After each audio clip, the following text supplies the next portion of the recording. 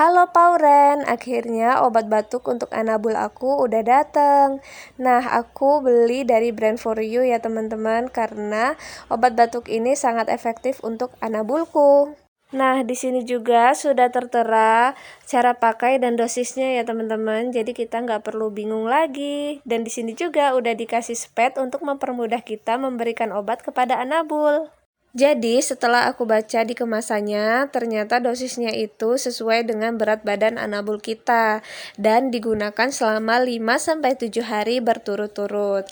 Dan setelah itu teman-teman, setelah kita buka obatnya, penyimpanannya itu di dalam kulkas ya, jangan di suhu ruangan karena akan merusak obatnya kalau di suhu ruangan, oke?